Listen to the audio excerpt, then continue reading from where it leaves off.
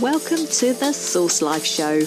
We feature the latest knowledge from experts around the world on living your ultimate life, covering all aspects of mind, body, spirit, and explore the latest thinking in personal growth and development. Join me, your host, Ayse D, in the ultimate exploration in becoming the best you possible. The SourceLife Show. Make your life a masterpiece. 20 years ago, Mary Shaw started with an idea. Today, she is a successful entrepreneur with a multi-million-dollar heart-centered business and a best-selling Hay House book, Conscious Communications. But she didn't start out that way. Mary hit rock bottom after enduring the loss of her daughter and surviving an unstable past filled with abandonment.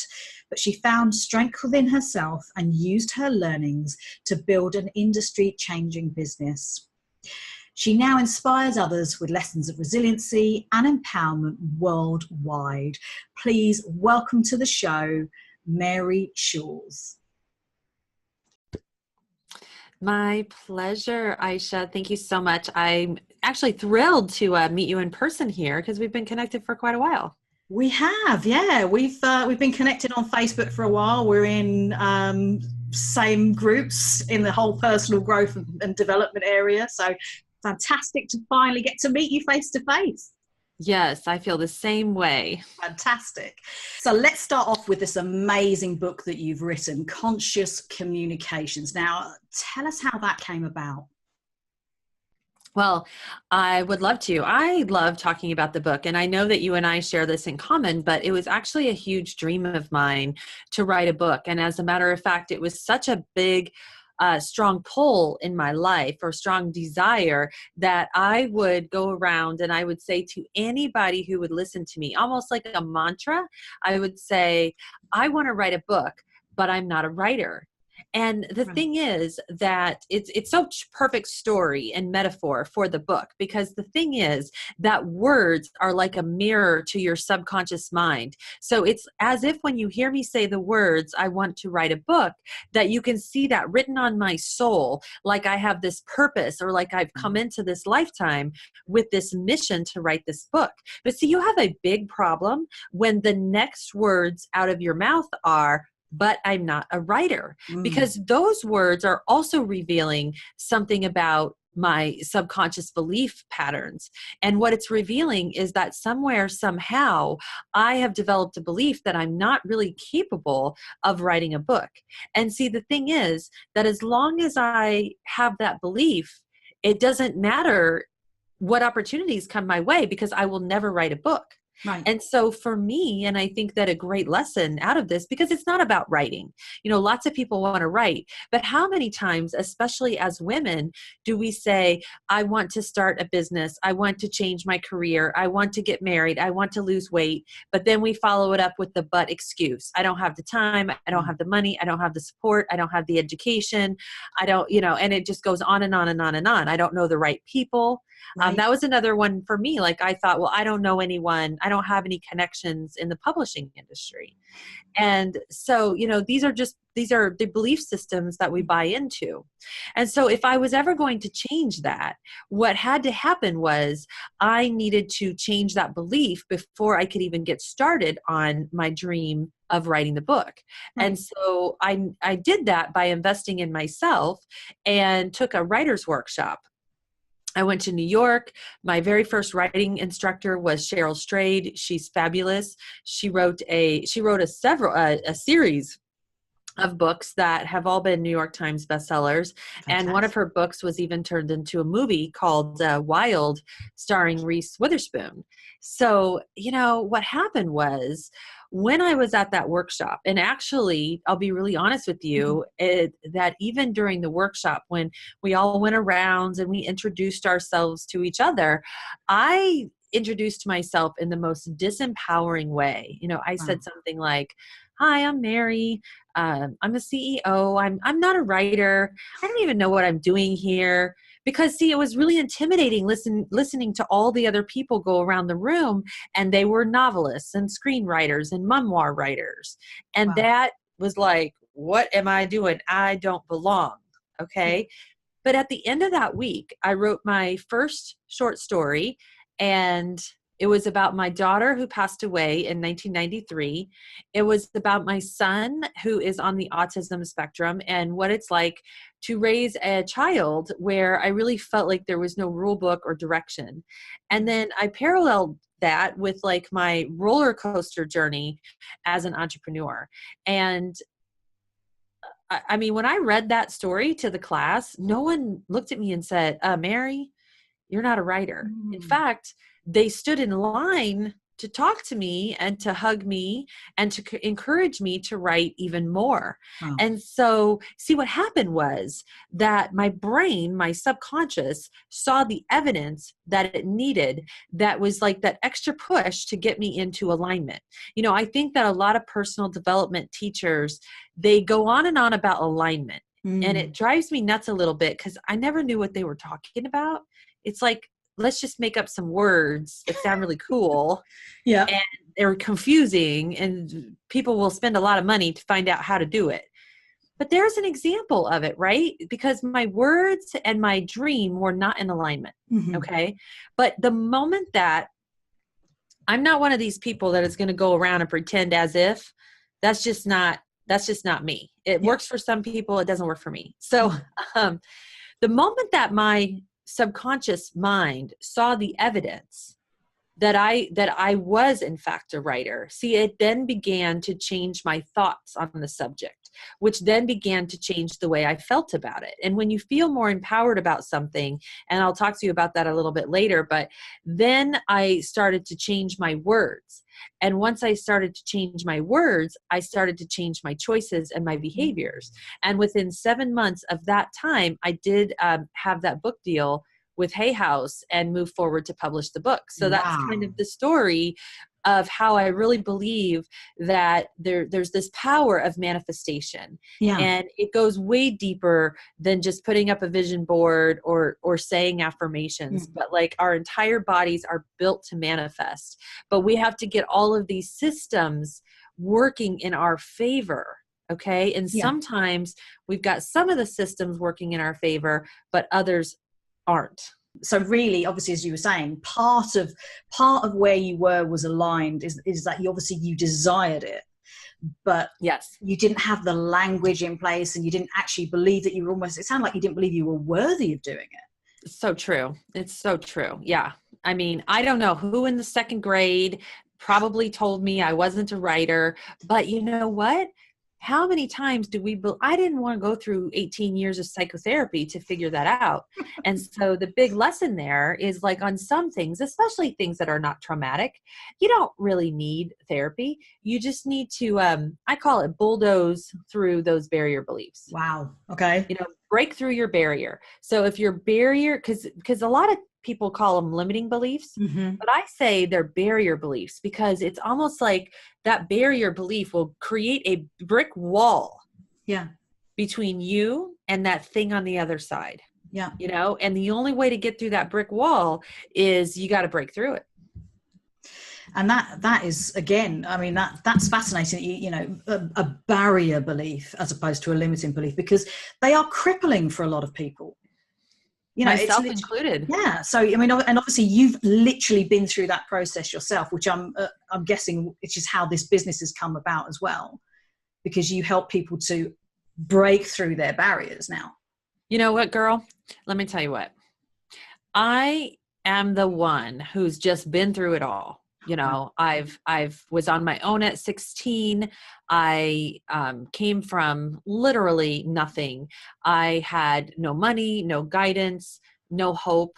And after my daughter passed away when I was only 20, I was at such a rock bottom.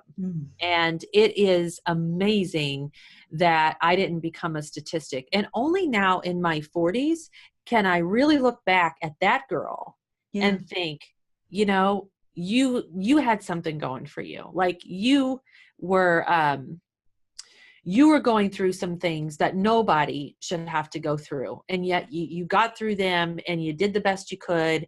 And, you know, I can tell you that at 19 years old, when I'm with my daughter who's terminally ill, I had no idea how to navigate that world. And so I think that it's because and I'm not saying this and suggesting that people need to go through tragedy to find success, because I don't believe that. But what I can say is that, there's no ending, there's no like where you arrive at your perfect dream life. And let's face it, don't you think every other post on Facebook is, I'm now living my dream life and you can too, pay me $997 to take my course so you can live the life of your dreams? Yes. Listen, here's the thing. I may not be living the life of my dreams, but my life is so much more beautiful than before. And the reason it is more beautiful is because of all of the things that I've learned. Because through each decade of life, and, when I was in my 20s and going through that tragedy and finding out who I was, and then later on building my business and building my family, that's one kind of dream life, right?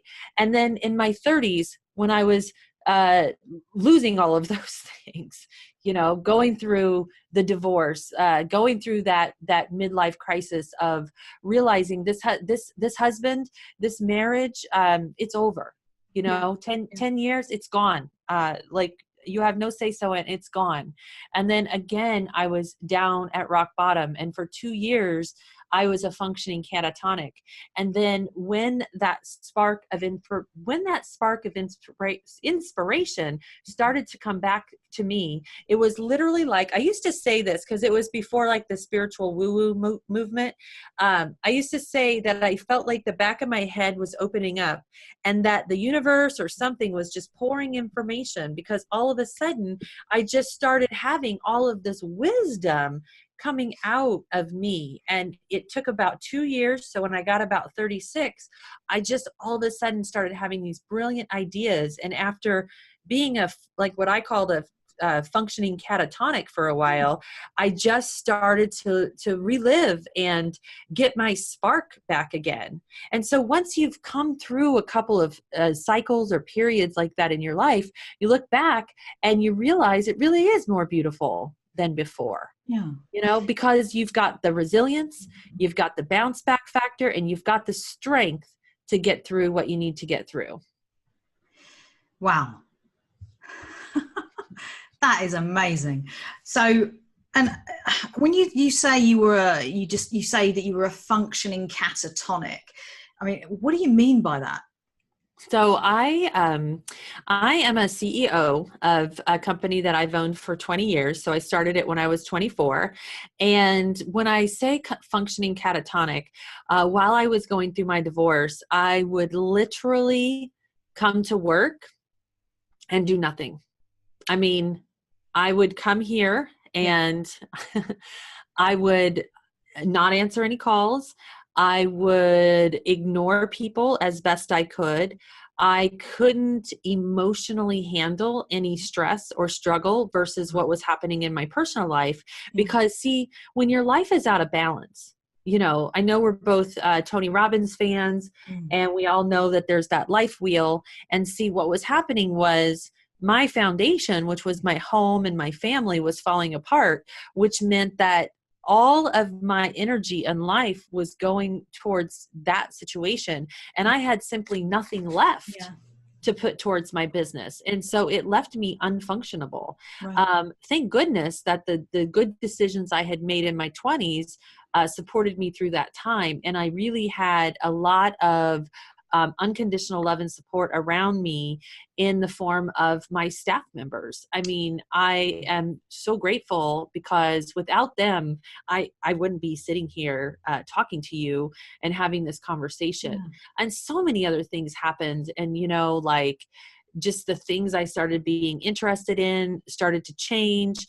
I remember after it had been 2 years, and I was literally, and I tell this story in the book, but I was literally in the bathtub, and don't judge, because I know you all do this too, but I was in the bathtub watching YouTube on my phone. As you do. Yes. And I still do that. And let's just all tell the truth. We do that, right? And you know how YouTube is really intelligent, how it will suggest videos. And all of a sudden this video came across and it was Louise Hay, You Can Heal Your Life. And believe it or not, I had never before heard of Louise Hay. This was probably in 2010. Wow. And her documentary came on, and within the opening scene, which is this woman who's saying to herself, I'm so stupid. You know, she's hiding in her car because she doesn't want this guy to see her because she thinks she's so ugly. And I don't know what happened to me, but I just started crying this rainforest of tears through literally every orifice of my body. It just started coming out. And I think that I realized in that moment how abusive I had been to myself. And, you know, I sat there in that bathtub until the documentary was over, and it was 90 minutes and my water was ice cold. And I shot out of that tub and I was screaming in my bathroom naked. Louise Hay is going to publish my book. Louise Hay is going to publish my book. And I was dancing all around my bath. I call it panty dancing, you know, when you're just like jumping around in your bathroom in your panties. I was literally doing this. And I called my friend and I was like, Louise Hay is going to publish my book. And she's like, what? I didn't know you were writing a book. Because see, back in, anyway. And look at what happened though. Louise Hay published my book, and I'm happy to say that the book was published prior to her death. And so I feel so blessed for that and to be part of that family. But, you know, I still had a lot of work to do even after that moment, you know, because I didn't even get started for another 5 years. That's insane. But it was kind of the beginning of hope again. Yeah. Okay. Because I was, you know, I have a special needs child, and I was trying to figure out life. And I started being able to work again. I started being able to show up in my wicked smart self. I started to be able to problem solve again. I started to be able to be more self-sufficient. And so like I literally realized now that I was going through a full-on breakdown. But see, I didn't have the luxury of taking the time to go admit myself somewhere where I could have I used to say often, if I don't go to the mental hospital today, I don't know if I'm ever going. Now, okay. So like I'm making fun of myself a little bit, just so that, you know, if you're in that kind of a place, it is most likely not going to last forever. Because something happens to pull you out of it. Okay. Something gives you that lifeline. You know, if you're in a deep, dark hole, and I was certainly in a deep, dark hole, and there was no flashlight, there was no ladder for me to climb up. But it was the day that I saw that documentary, it was like someone threw me the flashlight and someone threw down that rope ladder, and I could start to climb my way out of it. Your station. You're listening to SourceLife Show. You can find us on iTunes Radio, Roku TV, YouTube, SoundCloud, and iHeartRadio.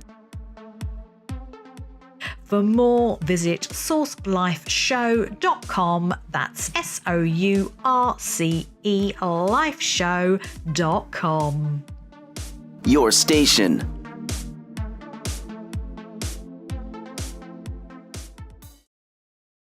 When you're in these deep, dark holes, whether you even consciously think that you need to get out of it or not, something will happen that will sort of shake you out of it almost. Do you feel that kind of naturally happens, or do you need to be consciously looking for it? I think there's both. Okay. I think that there is times where you might be so flat on the floor to yourself that you really need that lifeline. And then I also think that you can empower yourself. I wrote a process. It's in the book. It's called 5 Steps to Break Through Your Breakdown. And actually, so a little secret about me is I'm really a neuroscience nerd. And so whenever I hear concepts like the law of attraction or any of these concepts, I like to research the science behind it. And so when I set out to write this book, and when I had my first conversation with Hay House, I said, I want to write a book that proves law of attraction is real, but it never says the words law of attraction in the book. I said I want it to be fully evidence-based, and I want it to be based on spirituality, not the new agey spirituality, but the ancient cultures and, the yogis, the Gnostics, all of that stuff, going back to studying like the Nag Hammadi texts and the Dead Sea Scrolls and the really ancient wisdom, because that's what gets me really excited. Right. When I was a kid, I actually wanted to be an archaeologist. I mean, if I had the right hat, I could be the female Indiana Jones. Oh, how cool. I mean, hello. I think I could pull that off. I mean, who knows? You that may be something that comes in the future. Who knows? Okay, so here's the point.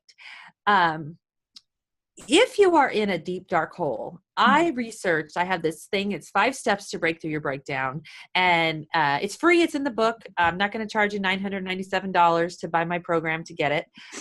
But here's the thing. The first step in that process, which I will share with you, is to write a list. And the reason that you want to do this is because our brain, the way that the human brain works is we actually love a list. You know how to get someone to download a bunch of stuff from your website for free? Offer them a free checklist and they'll eat it up, because we love a list. And more so, even what we love more than a list, we love checking things off that list.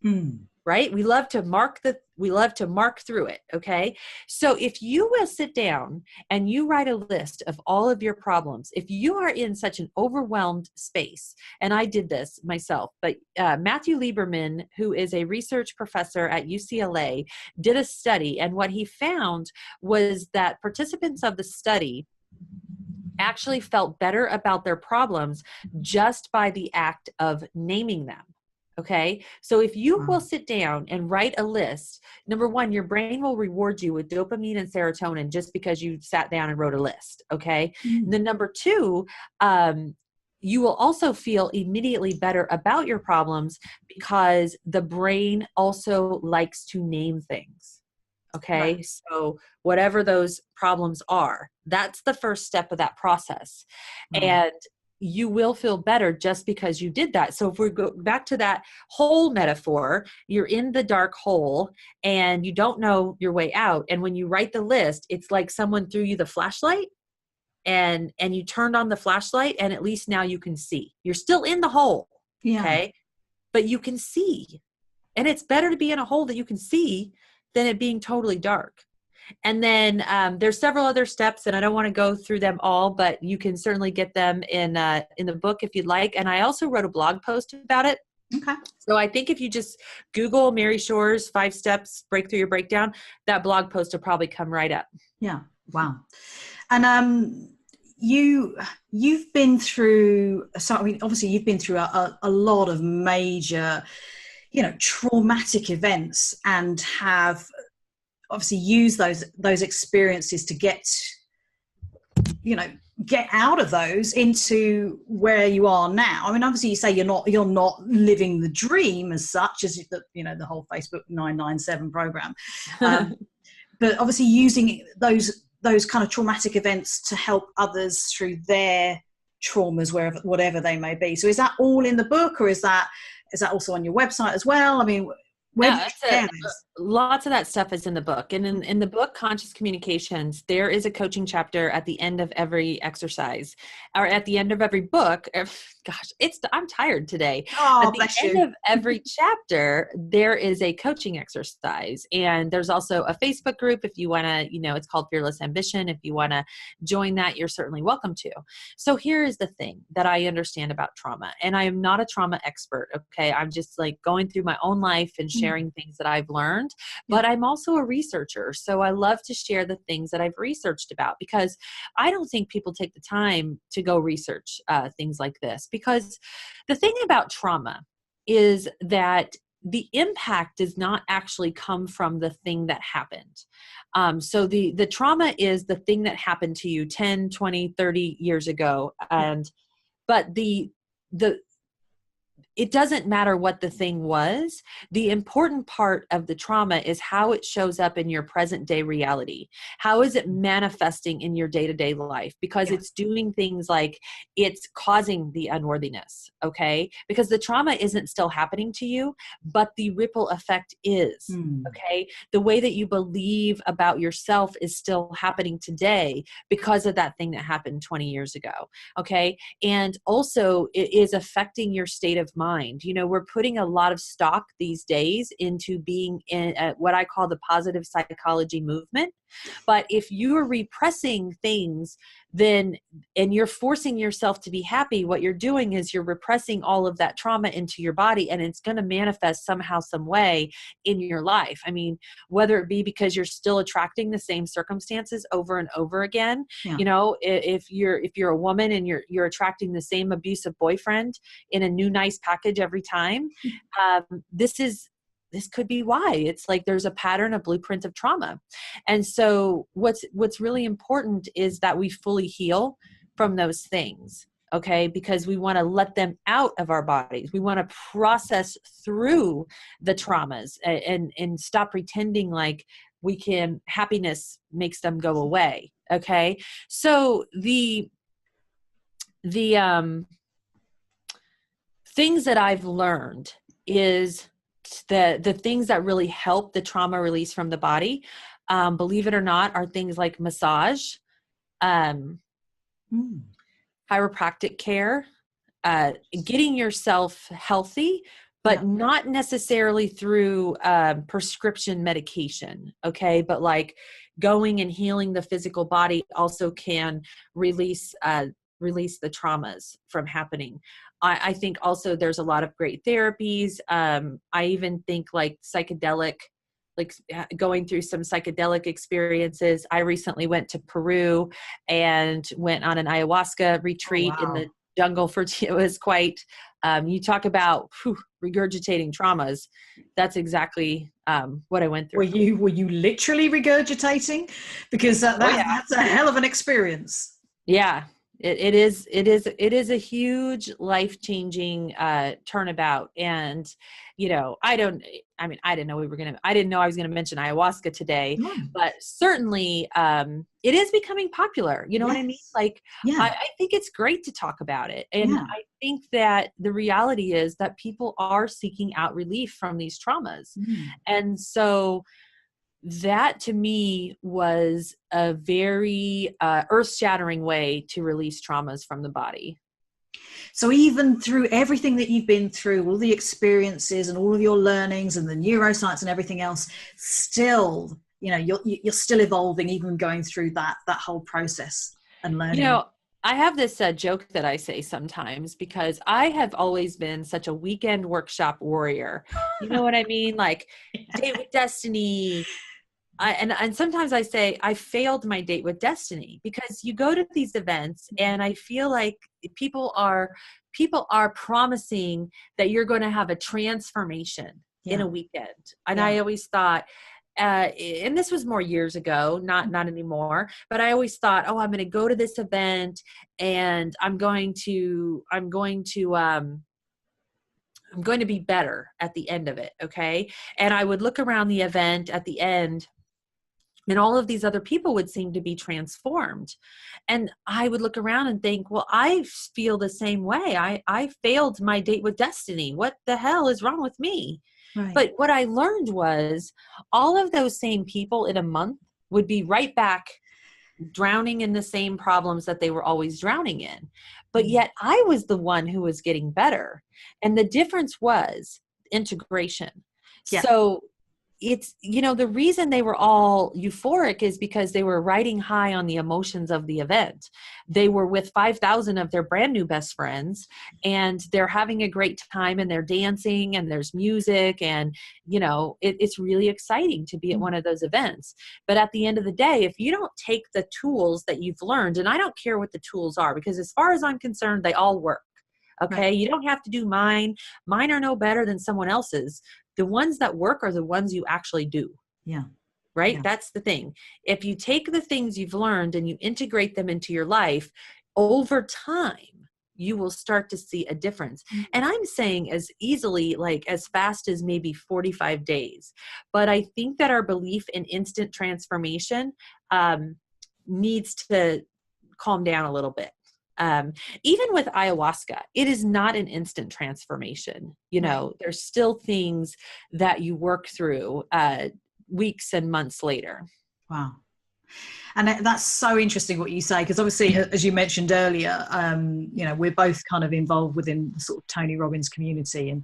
And it's true. You see a lot of people that go to the events and then they go back to the same event and they're back again. And it's just kind of reliving it. And it's almost like they're almost addicted to the high of being in that environment. And I remember the first time that I kind of experienced that with some of my friends, I was like, well, what happened? Did it not work the first time? Why do you have to keep back? And what did we think was the thing that was supposed to work? Well, I mean, were they putting a magic spell on us? I don't know. But I used to think the same thing. And I really had to figure out, because it was when I looked back at like, okay, how much have I grown in 4 years, in 5 years, in 10 years? What did I take those things and do? And by the way,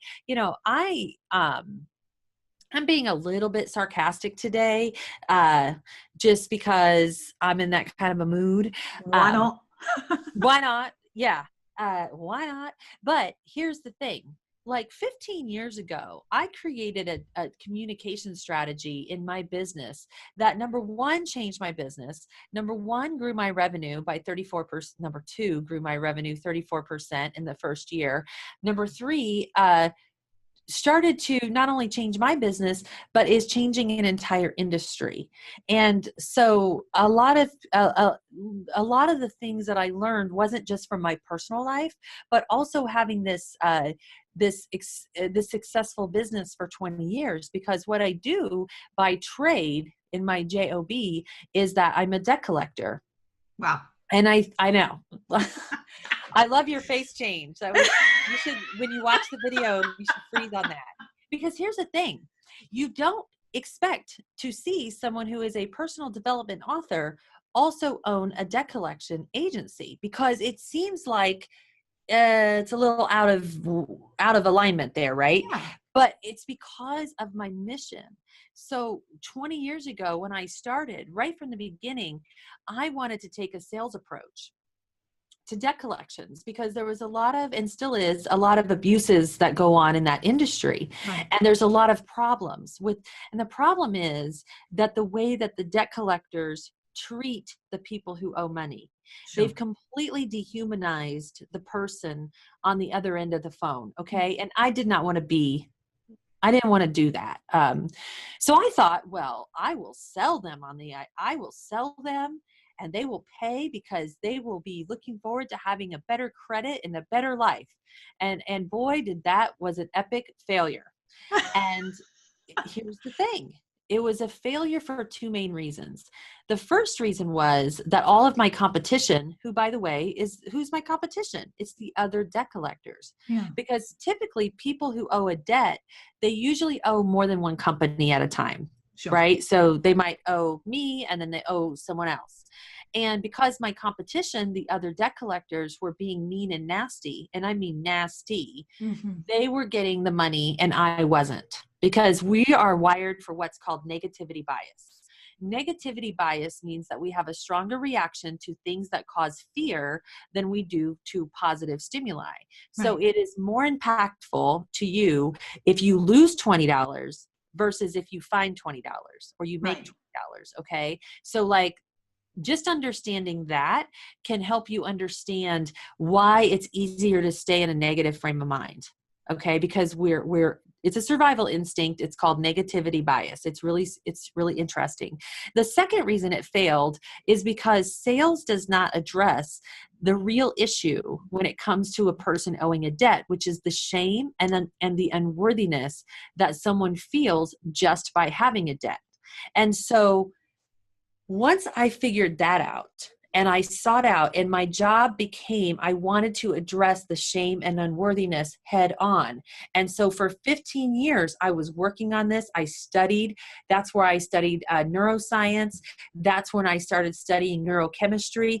That's when I started realizing the triggers, how much every person I talked to was in this low level fight or flight. And then after several years of that, I was like, you know what? This just isn't about the debtors. This is about all of us. All of us are experiencing this. We're all going through the shame and the unworthiness. I mean, sure, maybe for the people I was dealing directly with, it was about the debt, but for other people, it's the divorce. It's the weight problem. It's the lack of education. It's the divorce. Maybe it's the guilt from, when you feel guilty, that definitely keeps you out of alignment. Maybe it's the judging yourself. Maybe it's the self-talk. So you can see, I know it's strange, but can you connect the dot between how I went from like this debt collection industry to studying all the neuroscience? Then after, I met Louise Hay and all of those things, eventually that personal development, because when you take that personal development box off the shelf, you can't put that back. It's not like you can say, all right, that was good, but we're not going to do that right now, because you can't unknow what you now know. Sure. Right? Once you know these things, you really, you're going to go forward one way or another. And so personal development quickly started to become spiritual development. And I was actually really worried because I thought I was going to have to give up my career in order to follow my spiritual path. And I met a woman who was like, Mary, don't you understand? Your career is your spiritual path. Wow. And I started connecting all of these dots, and boom, then it all happened. It's just so unique though. I mean, you couldn't write that. It's because obviously you would have been dealing with so many people over the course of, your business over the years that are in such a bad place emotionally and possibly physically as well, that it gave you all of those tools to be able to create the book and your programs, and just, you couldn't make it up. I know, right? Like, but I'm sure your life the same way. When you look back, do you ever think you really can't make this stuff up? All the twists and the turns and the different doors that you open and that you close. And here's the secret. The secret to really, when you get to that point, when you want to start manifesting, the secret is several things. If we go full on like Abraham Hicks, yep, she's always going to say how you feel is the most important thing. I might have that wrong because I don't listen to her as much as I used to, but there's a real strong importance to how you feel. Okay. So let me just break that down. All right. We're living now. We are in this empowerment age. Okay. If you're a woman, you better be empowered or you're in the wrong line, so yeah, we're on the empowerment train. Okay. But what does that mean, empowerment? And so I thought I really want to apply my own definition to empowerment. And so here's empowerment by Mary Shores. It is when you feel this confidence that is from something from the inside, and it's inside, outside, backwards and forwards, exactly where you're going. All right. That feeling, we all have been there at some point in our lives. We've all been in that feeling where you have absolute clarity of what you want. And at least the first few steps of how to get there. Now, why is this important pursuant to manifestation? because everything you manifest from a place of empowerment is going to show up stronger, faster, better. It's going to be longer lasting. And most important, it's going to have a greater impact in your life. Okay. So what I want you to remember today is when you want to manifest, the time to take action is when you're feeling in that empowered state of being. Now, it's important to say this. You are not going to feel empowered every moment of every day. And if you were, you'd probably be mentally ill. So there's this other side of empowerment, and it's disempowerment. And we don't talk about that as much. Okay.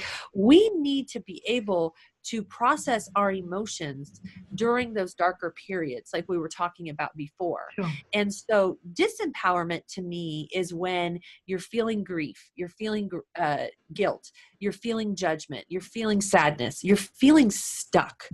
You're feeling like your feet are in the concrete and you cannot move forward. Okay. I used to say, like, when I was going through my divorce and in that 2-year period, I used to say that I felt like I was walking down a flight of stairs and someone was literally kicking them out from under me. Wow. You know, so I felt very out of control. And that out of control for me, because I know a lot of people like uncertainty, I like certainty. Mm-hmm. So for me, that was very disempowering. Okay. But when you try to force yourself to manifest, when you're in a state of being of disempowerment, everything's going to show up weak, stressful. It's going to be hella messed up. I mean, we're talking like Mercury retrograde on steroids. Oh, God. It's going to cause you tons of stress, and it's not going to work out the way you thought. Okay. It's like you constantly come up to all these obstacles. Have you ever been working on a project or something and it was just all these obstacles, and then it just stresses you out more and more? Yeah. So this is what I do. Is I will check in with myself and I will say, how well do I feel? Well, whatever wellness means to you, whether, mind, body, spirit. So how well am I in my overall mind, body, spirit? How well am I physically? How well am I mentally? How well am I spiritually? From 1 to 20. Okay. Now, if that number, whatever you say, is above like a 10, but even better if it's like a 13, 14, 15, 16, 17, that's the time when you really want to take action. All right. If it's right at a 10, that's a good planning time. Because let me tell you something, whatever that inner wellness number is, your outer world is going to reflect the same thing. So if I am a 7 on the inside, my outer world is also a 7. My business is a 7. My relationships are a 7. Something going on in my house is a 7, right? My world is a 7. And in that time, if you're below a 10, let's just consider that more disempowered state of being. And that's okay. All I want you to do is it's time for self-care. Now, self-care does not have to mean going to the spa or getting your nails done. Self-care can just mean you're taking space for yourself. Space. Right. It's all you need. Because what you need is to declutter your mind. Okay. And you might just need a little bit of time to do that. You want to close your circle in so that you're not overloaded with stimuli from talking to other people. And then just don't take action until you're back above a 10. So when you're below a 10, time to take space for yourself. Above a 10, time to take action. And I think it's honestly, if you just practice that, I think you're going to cut down on your stress and you're going to increase your manifestation powers. Let's say you're in a dark space and you want to come out of there and you want to manifest something better. Would you recommend kind of going through that process every day? I mean, how frequently would you recommend to do that? If you're in that dark place, I would recommend reading up on those 5 steps, and I would recommend getting yourself out of the dark place and then worrying about the manifestation. Yeah. So it's like the thing that you want to manifest when you're in the dark place is getting out of the dark place. Yeah. Okay. It's climbing that frequency scale of emotions until you feel better.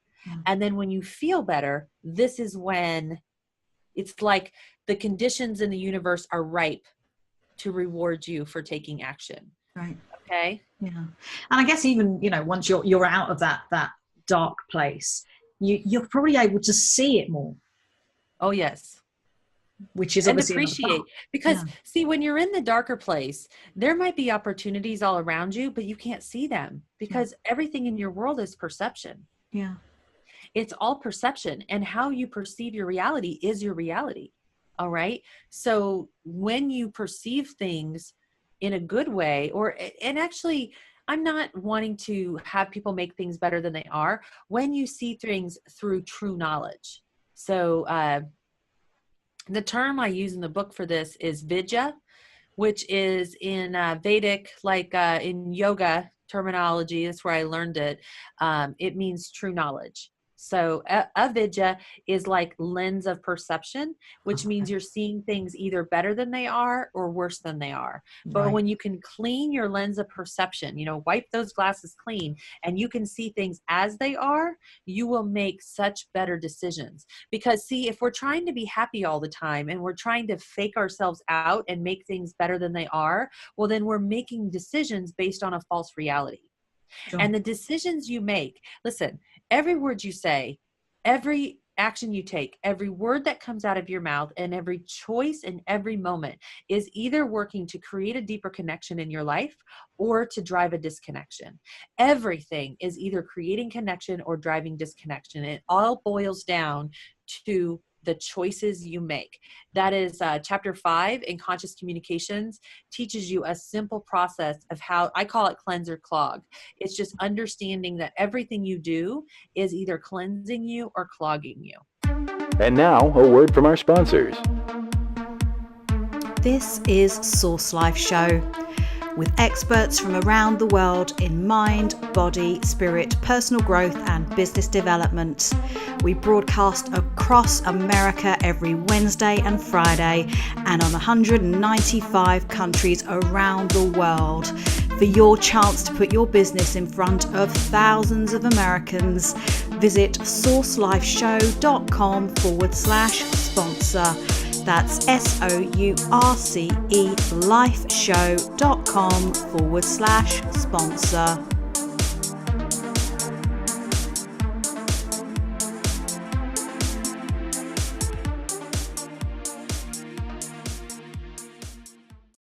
The Tony Robbins experience, that happened after you went to Peru, is that right? No, I first went to, Peru, I just went to this past summer. Okay. So it was in June. And Tony Robbins, I've been doing since 2005. Right.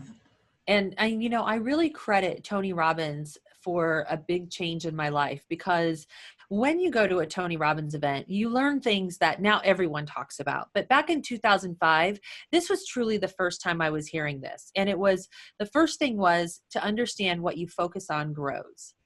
And the second thing was to understand the power of always knowing your outcome.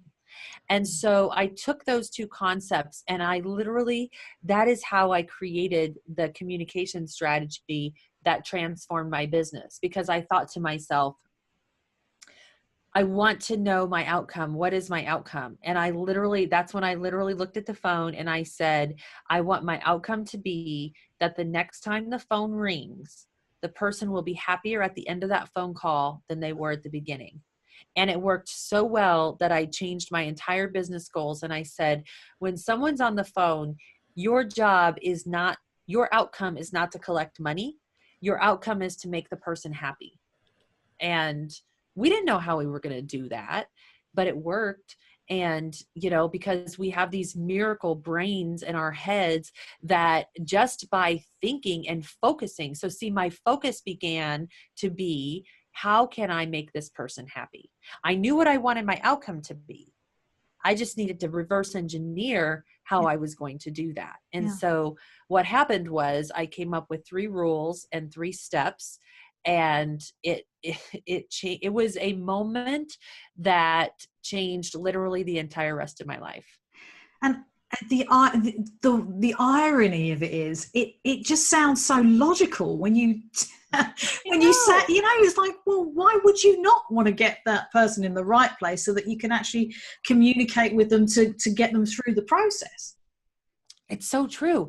And I was on a really big podcast the other day called Onward Nation. And I said, you listen, I said, the stuff that I have been teaching people for so long, I said, it is so simple. I can't believe I'm the person who thought of this for the first time.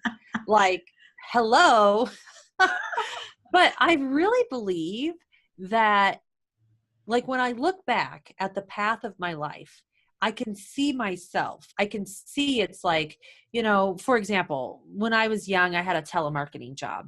But do you know, I learned so much about communication through that telemarketing job because I was over and over again talking to people on the phone, and I was learning how they responded to certain words. And it's like all of this stuff. I mean, even having my son on the autism spectrum has served me in so many ways, because anyone who is a parent of a child on the spectrum can relate to this, that having that child will shake those belief systems out of you stronger than anything else. Because listen, if you can make yourself a blank slate when it comes to all those pre-programmed beliefs that we learn in childhood, your world will expand like crazy.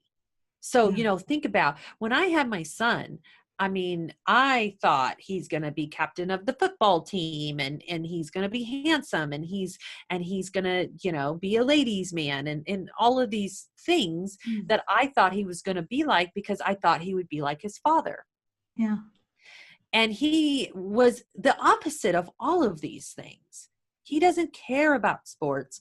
He doesn't care about popularity. He does not care what the school expects him to learn.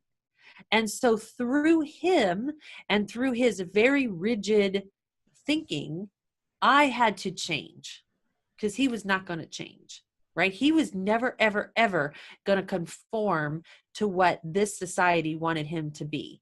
Sure. And these kids are forcing everyone around them to rethink everything. And I just think that's such a beautiful thing. Yeah. And how amazing that you're in this place where, he's teaching you all of this. Yeah. And I have to learn the hard way a lot. I can imagine. You talk a lot about repatterning and reworking your neural pathways as well. Okay. The way that I think that neural pathways are really the pattern of our behaviors, because it is taking into account all of these old belief systems that we have. Mm-hmm. Okay. And so the old way of thinking was that we were hardwired for certain beliefs. And now we know that we can actually change our beliefs. So when I was telling the story about becoming a writer, that's a really good example of changing those belief patterns. And so what I have found is the easiest way to do that is, instead of forcing yourself to change a belief, it's a lot easier to actually create a new belief. And then it's kind of like a garden. Okay. So imagine that you have a garden in your backyard, and in your garden, you want to plant seeds. And every time you plant a new seed, let's just pretend you're planting that new seed in your subconscious. That's a new belief system. Okay. Yeah. Now the old belief systems, we'll just consider those the weeds. Okay. The weeds they're out of control. They're just there. But what we want to do is we want to feed the seed that we want to grow. Okay. So in our garden, if you plant those seeds of the new belief system, and you can do that because, like, remember when I said my mind saw the evidence of what I needed to make that new belief true. So you can do that several different ways. One way is to look for evidence in your world to support your new belief system. Okay. I'm actually doing that with a process right now of something I'm trying to manifest. And so every day I'm looking for evidence in my world that supports that new truth. Okay. Because that's how I make it a truth. Right. Another way is through affirmations. So affirmations are a great way of building and strengthening neural pathways in your subconscious mind. And it's not, we could debate all day long whether you should say affirmations that are true or that you should say are not true. And I don't want to have that debate, but here's what I want to say. If you're the kind of person who loves affirmations and you can say them as if they're already true, like, hey, I'm famous, I'm going on Oprah, then do that. Okay. But if you're the person who says, hey, I'm famous, I'm going on Oprah, and in the mind here, it's going, no, you ain't. You're not. Girl, you need to look in the mirror and get real right now. Then don't do that. Okay. Then don't do that, because studies are now showing that if you have that response to the affirmation and it makes you feel bad, it ain't doing you any good. Okay. You could do it 1,000 times. It's not going to do you any good. You need to say affirmations that are real for yourself. So some suggestions might be like, this is ones I use because I'm the girl who can't tell the lie. Okay. I can't tell the lie affirmation. But what I can do is I can say, something amazing is going to happen today. Something amazing is going to happen today.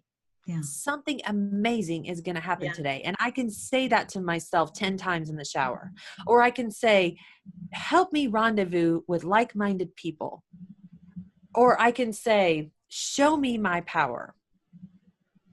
I can say, guide me to thoughts in harmony with my core desires.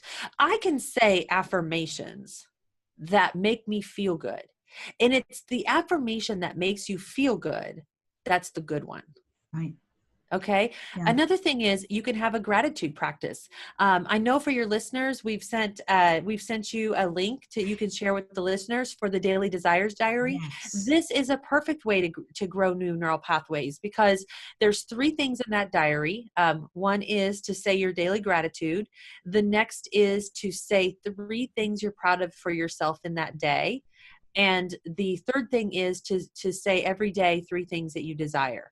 Now, there are no rules to this. You can use the same exact ones every day. I don't care. The important thing is that you do it, because every day that you're doing it, you're priming that muscle in your brain, building that new neural structure that is going to lead you to the things that you want to create in this life. And that is the important thing. Wow.